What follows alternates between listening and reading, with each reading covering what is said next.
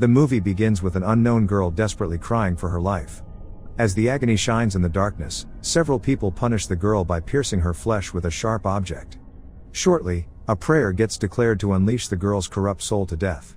Helpless, the girl becomes burnt alive while hanging in the tree, signifying an enigmatic melancholy in history. Several years later, the sun rises for another beginning. Disgraced journalist Jerry answers a call from his colleague, who gives him the new task details. The colleague emphasizes that the new task involves cattle mutilation for $150. Without delay, Jerry proceeds to Banfield to investigate and cover the story. There, he meets an older man who owns a cow. Unfortunately, the cow shows no signs of damage or mutilation. Amidst their conversation, a man of faith named Father Hagen interrupts the conversation, stating that the cow should not be in the churchyard as it provides a total mess. A little later, Jerry hears mysterious whispers, leading him to go closer to an eerie tree. A shimmering object illuminates under the tree, causing Jerry to dig deeper and see a Kern baby doll with chains. He then sees a date, February 31, 1845, and breaks it eventually for creative photography. Afterward, Jerry goes to one of the best restaurants in the city and enjoyably eats. During the night, Jerry drives his vehicle on a dark road. The whispering winds fill the air as the evening gets deeper. A little later, Jerry gets shocked upon seeing a teenage girl standing in the middle of the road. Avoiding the accident, Jerry navigates his car into a tree, causing him to crash. Luckily, Jerry remains conscious and tries to follow the girl.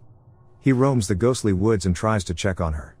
After a few moments of walking, Jerry finally witnesses the girl named Alice, kneeling in front of the mysterious tree. He walks closer to the bewildering event and hears Alice speaking and praying. Only the moon is with them. Just as Jerry touches, Alice loses consciousness. Next, Jerry carries the unconscious Alice to her guardian and uncle, Father Hagen. Hagen then calls Natalie for the emergency. Upon arriving, Natalie checks Alice, who is now doing sign language, implying she's okay. When they are about to leave, Jerry confusingly shares that he heard Alice speak several words at the tree. But Natalie states that Alice is deaf and has not spoken since birth. She then accompanies Jerry into a motel for his stay. The following day, Alice prays to Mary's statue while Jerry speaks to his colleague about having another religious angle instead. As the mass starts, Jerry offers a visit to dig deeper for a better story. Amidst the ceremony, Alice hears a whisper again, so she stands up and slowly follows the voices. As this happens, everyone stares at Alice and joins her too. Later, Alice reaches the mysterious tree and encounters a woman's soul. When Hagen attempts to touch Alice, an unexplainable miracle occurs. Alice begins speaking, which mesmerizes everyone. She starts moving her jaw, telling everyone that the soul's name is Mary and that Mary wants everyone to come back again. Intrigued, Jerry takes each chance to document the happenings for a breakthrough. Next, Alice tests her hearing capability with the help of Natalie. Meanwhile, Jerry calls his former female colleague to convince her about a religious divine story. In response, the female colleague only states that Jerry is good at fabricating stories and almost ruins the paper's reputation. The next day, a demonic creature emerges from the water, crawling for new prey. Suddenly Jerry wakes up only to realize it was a nightmare. One day, Banfield gets surrounded by many people who want miracles. Hagen explains that Alice needs to stay inside, but Alice suddenly walks in front. She slowly proceeds to the enigmatic tree and touches it with faith. Later, Alice sees the woman's soul and surprisingly speaks to everyone. She then sees a paralyzed boy and asks if he has faith in Mary. The boy suddenly manages to stand up and ambles in faith. Mesmerized by the unexplainable, everyone trembles on the ground and begins praying to Virgin Mary. As this happens, Jerry passionately documents his news story. The statue inside the church starts releasing bloody tears, implying misery. One day, the Banfield miracle gets released on national television, causing several press conferences. In one forum, Bishop James explains by sharing similar stories from the past. He shares that a French girl once experienced the same visitations in 1858. He also shares that 3 shepherd children in 1917 reported apparitions of the Virgin Mary. He elaborates that several people witnessed the Mary apparition. Lastly, he emphasizes that Banfield could be a shrine if the miracles are proven genuine. Next, the Monsignor also arrives and explains the investigation of the alleged healings. He strictly implies that the illness must be incurable, and the cure must be instantaneous and complete for it to be called a miracle. Later, Alice arrives at the conference, where she gets interviewed by several reporters. She answers Greg's question stating that Mary wants everyone's faith. Then, the Monsignor and the bishop express their hesitations during the discussion. But Jerry is confident about his claim. Meanwhile, the church installed shelters and dividers for the enigmatic tree. Hagen silently observes until he finds a Kern baby doll. He picks up and holds the broken doll while a demonic figure secretly arises. Alice, however, enjoys her moments listening to music with Jerry. Soon, Jerry sets his camera for another interview with Alice about Mary. Alice shares that all Mary wants is for people to believe her. She says that healing comes from believing in Mary. She also elaborates that Jerry needs Mary. Unexpectedly, Hagen arrives and stops the activity. He expresses his disappointment in taking advantage of Alice's experience. Hagen believes turning the church into a shrine will cause more evil and danger to Alice. As Jerry goes to the motel, a female demonic figure seems to whisper and follow. Curious, he further researches the controversy in Banfield.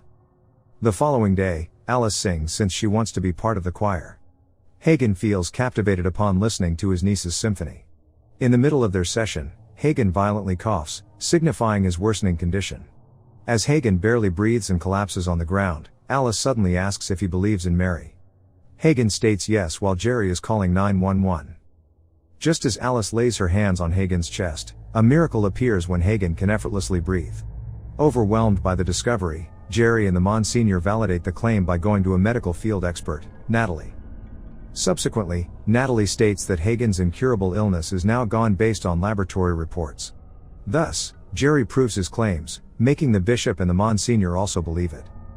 The news about the Banfield miracle continues to spread worldwide, and people begin calling Alice a savior. Luckily, the female colleague calls Jerry again for an offer. Jerry insists on an expensive deal in the organization, and the colleague unhesitatingly considers it. Meanwhile, Alice expresses her gratitude to Jerry. She adds that Mary is happy because Jerry allows people to believe her. In the meantime, Hagen grabs his cigarettes and sees the smoke traveling in a specific direction. Then, he sees a piece of a book containing the revelation and the spell of a curse. As this happens, Jerry and Natalie talk over coffee. Jerry shares that his reason for fabricating stories in the past is fame. He then shares that he saw a Kern baby doll wrapped in a chain with a February 31st date. Stunned, Natalie shares that they can be lucky, but those dolls are also used to trap souls. The Kern baby gets wrapped in the chain with an impossible date to trap the evil spirit forever. Curious, they resume their puzzling topic as they walk in the woods.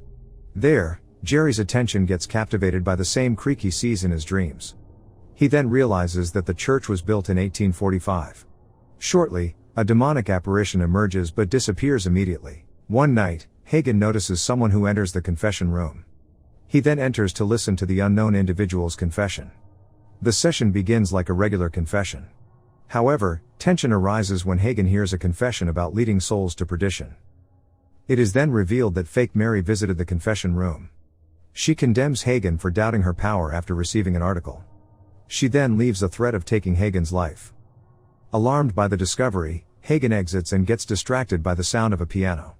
Surprisingly, a female demonic ghost floats in the air, trying to attack Hagen. Meanwhile, Jerry goes to the church to share the truth with Hagen. He calls his name but hears no response.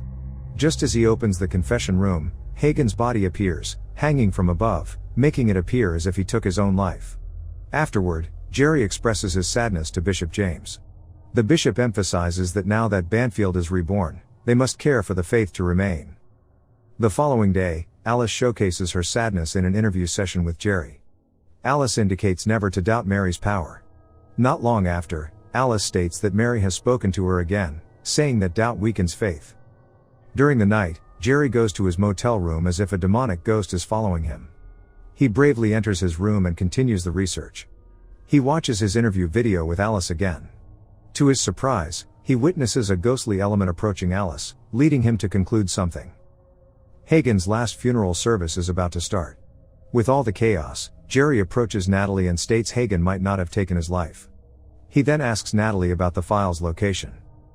They enter a room and immediately search for documents that contain Latin words about demons and witches. Shortly, Jerry locates the book, which includes the truth about what they experience in Banfield. Natalie reads the book wherein a lady named Mary Elnor once claimed that Virgin Mary is speaking through her. She reads the information about doubters facing tragic ends, and how all believers will experience perdition. As the passage continues, they learn that the town fought back by submerging Mary in the creek, punishing and sealing the spirit in the Kern baby doll. Thrilled, Jerry realizes that Mary killed Hagen after discovering the truth. As this transpires, Mary's ghost revisits Alice to speak in the middle of the funeral service. Thus, Alice states that Mary wants to hold a service at the shrine tonight.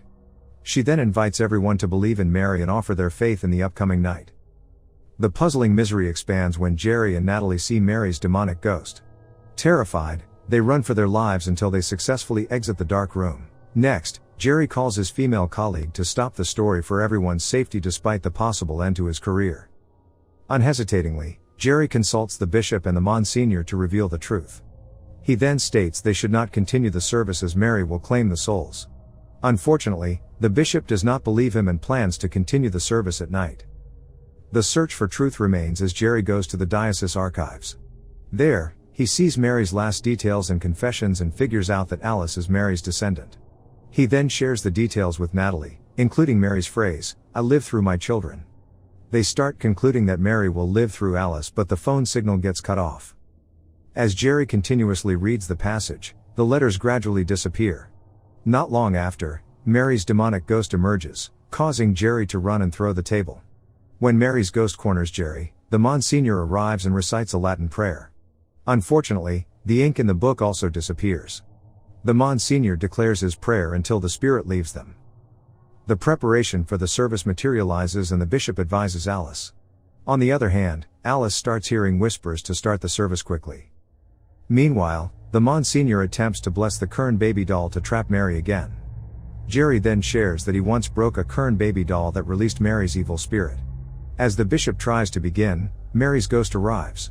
Shortly, Mary causes a cross to fall off and impale the Monsignor to death. As the Monsignor resides in the fire, the statue releases bloody tears, signifying a tribulation.